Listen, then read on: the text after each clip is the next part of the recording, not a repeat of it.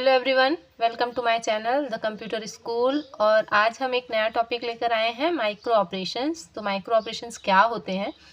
Register में जो value stored होती हैं उन वैल्यूज़ पर कुछ ऑपरेशंस परफॉर्म किए जाते हैं, तो इन ऑपरेशंस को बोला जाता है माइक्रो ऑपरेशंस। फॉर एग्जांपल, अगर एक छोटे बच्चे को डायरेक्ट एक पैराग्राफ लिखने के लिए दिया जाए तो वो उस पैराग्राफ को नहीं लिख पाएगा। तो पहले उसे क्या करना पड़ेगा, उसे अल्फ़ाबेट सिखाएंगे, देन वर्ड लिखना सिखाएंगे, देन स्टेटमेंट लिखना सिखाएंगे, तब जा कर के कहीं वो पैराग्राफ लिख पाएगा। इसी तरीके से हमारा सीपीयू जो है, अगर उसे एक साथ बड़ा ऑपरेशन परफॉर्म करने के लिए दे दिया जाए तो वो एक साथ एक टाइम पे बड़ा ऑपरेशन परफॉर्म नहीं कर सकता। तो क्या होता है, उसे भी स्टेप बाय स्टेप उसमें कुछ ऑपरेशंस परफॉर्म किए जाते हैं। तो ये जो छोटे छोटे ऑपरेशंस होते हैं, इन ऑपरेशंस को क्या बोलते हैं? Micro operations. तो माइक्रो ऑपरेशंस ऑलरेडी हम डिस्कस कर चुके हैं, इसका एक वीडियो बनाया था मैंने। आज हम types of micro operations discuss कर रहे हैं।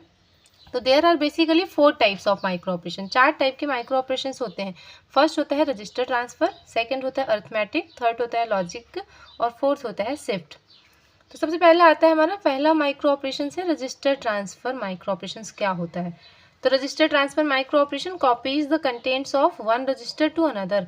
एक रजिस्टर के डेटा को दूसरे रजिस्टर में लोड करना या एक रजिस्टर के कंटेंट्स को दूसरे रजिस्टर्स में कॉपी करना, ये कहलाता है रजिस्टर ट्रांसफर माइक्रो ऑपरेशन। यहाँ पर इसका सिंबॉलिक नोटेशन दिया हुआ है R2 R1। That means R2 के डेटा को कॉपी किया जा रहा है या लोड किया जा रहा है कहाँ पर? R1 में। इसके बाद एक टर्म आता है इसमें साइमल्टेनियस ऑपरेशन। साइमल्टेनियस ऑपरेशंस का मतलब ये होता है कि एक साथ दो ऑपरेशंस को परफॉर्म किए जाते हैं। अगर एक साथ दो ऑपरेशन साइमल्टेनियसली परफॉर्म किए जा सकते हैं, लेकिन यहाँ पर क्या होता है, उनको कॉमा से सेपरेट किया जा सकता है। जैसे ये R5 के कंटेंट को R3 में ट्रांसफ़र कर रहे हैं, यहाँ पर इंस्ट्रक्शन रजिस्टर के कंटेंट को मेमोरी एड्रेस रजिस्टर में ट्रांसफ़र किया जा रहा है। लेकिन यहाँ पर अगर दो ऑपरेशन हमको एक साथ परफॉर्म करना है तो यहाँ पर कॉमा से उसको सेपरेट किया जाएगा। जैसे फॉर एग्जांपल, हमारे घर में अगर एक फ़ोन है, ऑलरेडी हमारे पापा किसी से बात कर रहे हैं, तो और अगर मम्मी को किसी दूसरे दीदी से बात करना है तो एक ही फ़ोन में एक ही टाइम पर वो बात नहीं कर सकते, है ना। सेम इसी तरीके से इसमें होता है। बट अगर हमारे घर में दो फ़ोन हैं और सेम टाइम पे अगर पापा किसी से बात कर रहे हैं और अगर मम्मी को भी किसी से बात करना है तो वो दोनों सेम टाइम पे परफॉर्म किए जा सकते हैं। क्यों? क्योंकि दोनों जो है वो म्यूचुअली एक्सक्लूसिव कंपोनेंट हैं। इसी तरीके से इसमें होता है सीपीयू में कि दो ऑपरेशन साइमल्टेनियसली परफॉर्म किए जाते हैं अगर वो म्यूचुअली एक्सक्लूसिव कंपोनेंट का यूज़ करते हैं। ठीक है, ओके। इसके बाद एक नेक्स्ट टर्म होती है इसमें कंट्रोल फंक्शंस।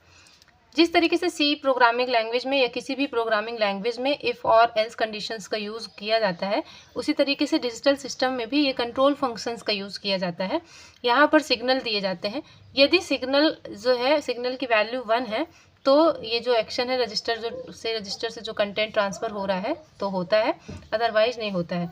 इसका सिंबॉलिक रिप्रेजेंटेशन किस तरीके से होता है? देखिए, इस तरीके से R1 का डेटा R2 में ट्रांसफ़र किया जा रहा है। यहाँ पर एक कंट्रोल सिग्नल दिया गया है। अगर इस P की वैल्यू 1 होगी तो ही रजिस्टर R1 का कंटेंट जो है वो R2 में ट्रांसफ़र होगा। तो ये कंट्रोल फंक्शंस होता है। इसमें दिया जाता है अगर कंडीशन ट्रू होगी तो एक्शंस परफॉर्म होगा, अदरवाइज एक्शन परफॉर्म नहीं होगा। तो इसमें कुछ बेसिक सिंबल्स यूज़ होते हैं रजिस्टर ट्रांसफर्स में। जैसे फर्स्ट होता है कैपिटल लेटर्स एंड न्यूमेरल्स। ये क्या डिनोट करते हैं? किसी रजिस्टर को डिनोट करते हैं। जैसे इस तरीके से अगर लिखा हुआ है R1 R2 R3, या स्पेशल रजिस्टर्स दिए हुए हैं, instruction register, memory address register या memory data registers, program counter, तो इस तरीके से डिनोट करते हैं रजिस्टर्स को, और ये हमेशा कैपिटल लेटर में लिखा जाता है। सेकेंड होता है पैरेंथेसिस। पैरेंथेसिस जो है ये क्या डिनोट करता है कि ये रजिस्टर्स का ही एक पार्ट होता है और इस तरीके से लिखा होता है ये। थर्ड होता है एरो। एरो क्या डिनोट करता है कि एक रजिस्टर का डेटा दूसरे रजिस्टर्स में ट्रांसफ़र किया जा रहा है, तो ये ट्रांसफर्स को डिनोट करता है। जैसे यहाँ पर लिखा है R1 R2, R1 के कंटेंट को R2 में ट्रांसफ़र कर रहे हैं। फोर्थ होता है कॉलम। कॉलम जो है वो कंट्रोल फंक्शंस के टर्मिनेशन को डिनोट करता है ना। इस तरीके से लास्ट में लगा होता है, और अगर इस P की वैल्यू 1 होती है तो कंटेंट जो है वो ट्रांसफ़र होता है एक रजिस्टर से दूसरे रजिस्टर्स में, अदरवाइज नहीं होता है। इसके बाद यहाँ पर कॉमा। कॉमा क्या करते हैं? दो माइक्रो ऑपरेशंस को सेपरेट करने के लिए कॉमा का यूज़ होता है ना। एक साथ दो operations micro operation simultaneously perform किए जा सकते हैं अगर वो म्यूचुअली एक्सक्लूसिव कंपोनेंट का यूज़ करते हैं। तो ये होता है रजिस्टर ट्रांसफ़र में, एक कंटेंट के रजिस्टर को दूसरे रजिस्टर्स में ट्रांसफ़र करना कहलाता है रजिस्टर ट्रांसफ़र। ये पहला माइक्रो ऑपरेशन है रजिस्टर ट्रांसफ़र। इसके बाद हमारा सेकंड आता है अरिथमेटिक माइक्रो ऑपरेशंस, जिसको हम नेक्स्ट लेक्चर में डिस्कस कर रहे हैं। आई होप आपको ये टॉपिक क्लियर हुआ होगा। अगर आपको ये वीडियो अच्छा लगा है तो वीडियो को लाइक कीजिए, सब्सक्राइब कीजिए हमारे चैनल को और हमें सपोर्ट कीजिए। Thank you.